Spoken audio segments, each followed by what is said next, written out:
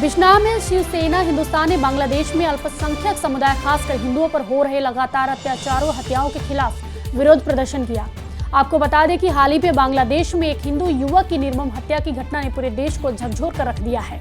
शिवसेना के नेताओं ने कहा कि बांग्लादेश में अल्पसंख्यकों को लगातार निशाना बनाया जा रहा है, उनके मानवाधिकारों का खुलेआम उल्लंघन हो रहा है और वहां की सरकार इन घटनाओं को रोकने में पूरी तरह विफल साबित हो रही है। शिवसेना हिंदुस्तान युवा प्रदेश अध्यक्ष हमारे राष्ट्रीय श्री पवन गुप्ता के आदेश के अनुसार आज बिजनौर में मोहम्मद यूनुस जो बांग्लादेश का प्रेसिडेंट है उसका हमने जहां पर पुतला जलाया है और हम मोदी सरकार से निवेदन करते हैं कि हमारे वहां पर बांग्लादेश में जो हिंदू हैं उन्हें सुरक्षित जहां पे वापस लाया जाए और बांग्लादेशी जो जम्मू कश्मीर उन्हें बाहर निकाला जाए, क्योंकि बांग्लादेश में जिस तरह से हमारे हिंदुओं को निशाना बनाया जा रहा है। एक दीपू नाम का जो गरीब परिवार का जो एक इंडस्ट्री फैक्ट्री में काम करता था उन्हें वहां से लाया गया और पुलिस ने शरेआम उनको गुंडागर्दी के दिखाते हुए जो बांग्लादेश की वहां की पुलिस थी उन्होंने वहां उन दरिंदों के सामने किया और दरिंदों ने उन्हें सामने जला दिया। तो वही जम्मू में कांग्रेस ने बांग्लादेश में अल्पसंख्यकों की हत्याओं खासकर हाल ही में एक हिंदू युवक की पीट कर हत्या के खिलाफ कड़ा विरोध जताया है। कांग्रेस नेताओं ने कहा कि अल्पसंख्यकों को बचाने और उन पर होने वाले अत्याचारों को रोकने के लिए वो केंद्र सरकार पर दबाव डालेंगे। देखिए, हमारा सिंबॉलिक प्रदर्शन था कि जो अत्याचार माइनॉरिटीज पर हिंदुओं पे हो रहे हैं बांग्लादेश के अंदर, वो सरकार होश में आए और केंद्र की सरकार जो है उसको एक्ट करना चाहिए। मोदी सरकार को जो है वो इंटरनेशनल प्रेशर बनाना चाहिए, क्योंकि विफल हो रही है मोदी सरकार।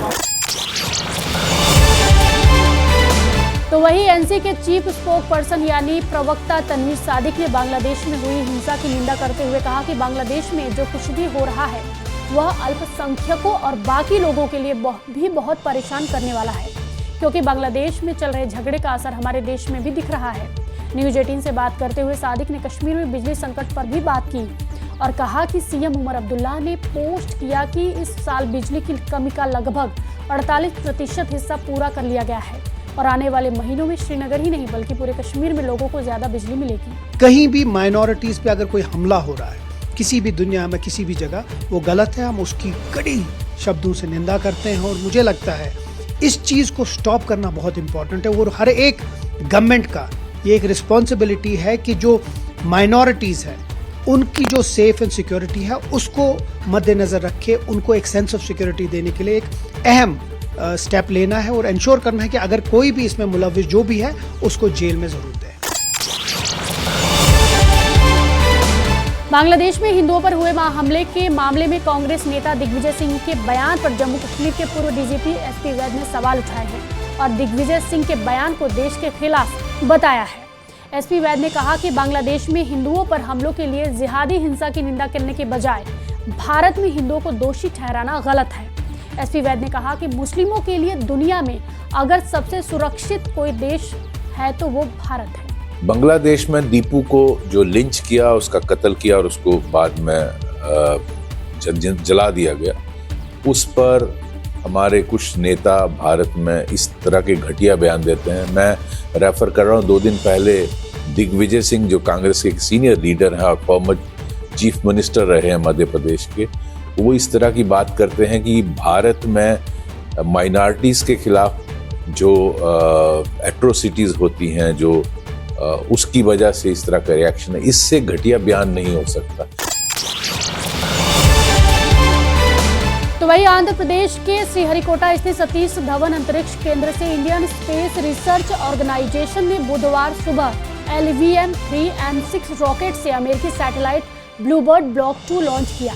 6100 किलोमीटर वजनी ब्लूबर्ड भारत से लॉन्च किया गया अब तक का सबसे भारी सैटेलाइट है। इस उपलब्धि पर केंद्रीय मंत्री डॉक्टर जितेंद्र सिंह ने वैज्ञानिकों को बधाई दी है। उन्होंने इसे एक ऐतिहासिक क्षण और एक बड़ा मील का पत्थर बताया। डॉक्टर जितेंद्र सिंह ने कहा कि भारत तेजी से प्रगति कर रहा है और इसे सबसे भारी रॉकेट का लॉन्च हमारी प्रगति का सबसे अच्छा उदाहरण है। आपने बात की अंतरिक्ष की, आज का आपने अंतरिक्ष का हमारा लॉन्च देखा। हालांकि हमारी अंतरिक्ष की यात्रा रूस और अमेरिका के तुलना में बहुत देर बाद से हुई थी। उन्होंने अपना एक मानव चांद की धरती पर 1969 में उतारा था, लेकिन चांद पर पानी के होने का प्रमाण लेकर हम आए। चंद्रयान 3 साउदर्न पोल पर पहुंचा और आज 6000 किलोग्राम वजन का पेलोड उठाने की क्षमता का प्रदर्शन हमने सारे विश्व को दिया है। और ये सब इसलिए संभव हो पाया कि मोदी जी ने हमें ग्लोबल स्ट्रेटजीज फॉलो करने की समझ दी। जम्मू कश्मीर बीजेपी के अध्यक्ष सतीश शर्मा और राज्यसभा सांसद जुगल किशोर शर्मा ने जम्मू के बहु प्लाजा इलाके में स्वदेशी मेले का उद्घाटन किया। ये मेला वोकल फॉर लोकल थीम पर आयोजित किया गया है और इसका मकसद स्थानीय हस्तशिल्प और स्थानीय उत्पादों को बढ़ावा देना है। इस मेले में केंद्रीय मंत्री डॉक्टर जितेंद्र सिंह ने भी शिरकत की और कहा कि पीएम मोदी ने स्टार्टअप कॉन्सेप्ट को बढ़ावा दिया और अब पूरे देश में लगभग 2 लाख स्टार्टअप हैं। ये स्टार्टअप अब मुख्य रूप से छोटे शहरों से आ रहे हैं। इसका सारा श्रेय पीएम मोदी के स्वदेशी कॉन्सेप्ट को जाता है। दूसरे छोटे छोटे कस्बों गाँव के लोग आज सिविल सर्विसेज में टॉपर आ रहे हैं। आपके यहाँ से 2 वर्ष पहले पुंछ की एक डिग्री कॉलेज की लड़की ऑल इंडिया 11th टॉपर घोषित हुई। इसी प्रकार छोटे छोटे बी टाउन से हमारे उम्दा किस्म के स्टार्टअप्स आ रहे हैं। तो ये सारा बदलाव सिर्फ ना हमें फिजिकल इंडिपेंडेंस सेल्फ रिलायंस दे रहा है, बल्कि हमारे अंदर एस्पिरेशनल इंडिपेंडेंस, अपने अंदर आत्मविश्वास जागने का भी काम, हमारे स्वभाव में, हमारे व्यवहार में उस प्रकार का परिवर्तन भी इसी बदले हुए नजर के परिणाम। तो वहीं बीजेपी नेता अरशद भट्ट ने Kakapora Shopian railway line project को लेकर किसानों की चिंताओं को देखते हुए उमर सरकार और केंद्र सरकार से इस प्रोजेक्ट को कैंसिल करने की मांग की। बीजेपी नेता ने न्यूज 18 से कहा कि पदयात्रा के दौरान लोगों की समस्याओं के बारे में जानकारी मिल रही है। किसानों ने रेलवे प्रोजेक्ट से सेब के बागों को हुए नुकसान के बारे में उन्हें बताया है कि पुलवामा से शोपियान तक जो भी रेलवे लाइन है, ये वाहिद मुल्क में ऐसा डेवलपमेंटल प्रोजेक्ट होगा जो लोगों को नाराज़ करेगा, सरकार के खिलाफ भी खड़ा करेगा और नौजवानों में बिल्कुल एक नफरत पैदा करेगा। इसमें संजीदगी से देखना पड़ेगा, एडमिनिस्ट्रेशन को भी, यहाँ की जो इलेक्टेड सरकार है उनको भी देखना पड़ेगा, एलजी इंतज़ामिया को भी देखना पड़ेगा कि ऐसा वाहिद क्यों प्रोजेक्ट है जो पूरे मुल्क में पहला ऐसा प्रोजेक्ट है जिसके खिलाफ लोग खड़े हैं। तो वहीं शोपिया जिले में चेक कीगम और आसपास के इलाकों के निवासियों ने मंगलवार को प्रस्तावित रेलवे परियोजना के लिए चल रहे भूमि सीमांकन के खिलाफ शांतिपूर्ण विरोध प्रदर्शन किया। विरोध कर रहे किसान और जमीन मालिकों ने सर्वे प्रक्रिया का कड़ा विरोध किया और आरोप लगाया कि टीमों ने बिना किसी पूर्व सलाह या सहमति के उपजाऊ कृषि भूमि पर खंभे और मार्कर लगाने शुरू कर दिए हैं। उन्होंने कहा कि इस कदम से स्थानीय लोगों में व्यापक गुस्सा है जो अपनी आजीविका के लिए पूरी तरह से खेती और बागवानी पर निर्भर है। हाथों में तख्तियां लेकर और नारे लगाते हुए प्रदर्शनकारियों ने अधिकारियों पर बिना दया के विकास करने का आरोप लगाया।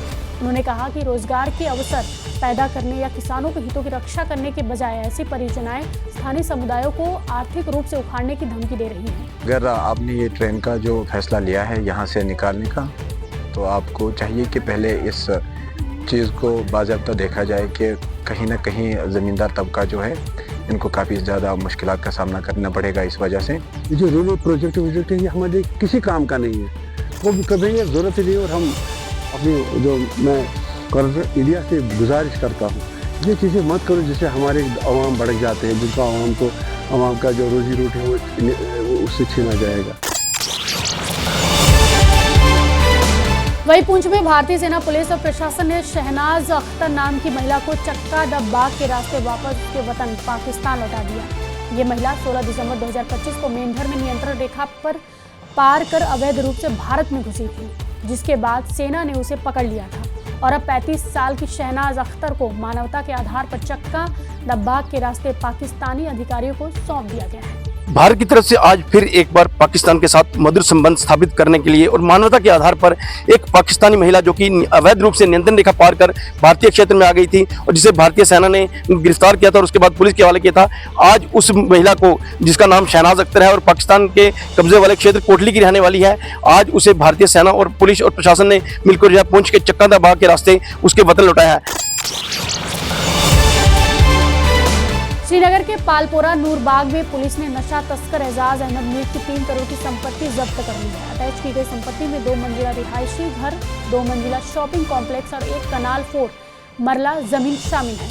संपत्ति अटैच करने की कार्रवाई narcotic drugs and psychotropic substance act के प्रावधानों के तहत की गई। जांच के दौरान ये साबित हुआ कि आरोपित तस्कर ने ये प्रॉपर्टी ड्रग तस्कर की गतिविधियों से कमाए गए अवैध पैसों से हासिल की थी, जिसके बाद प्रॉपर्टी को एनडीपीएस एक्ट की धारा 68F के प्रावधानों के तहत अटैच कर लिया गया। अटैचमेंट की कार्यवाही एग्जीक्यूटिव मजिस्ट्रेट की मौजूदगी में तय कानूनी प्रक्रियाओं के अनुसार सख्ती से की गई। इस टॉप न्यूज़ पर आपकी क्या प्रतिक्रिया है, हमें कमेंट बॉक्स में जरूर बताएं। फॉलो कीजिए न्यूज़ 18।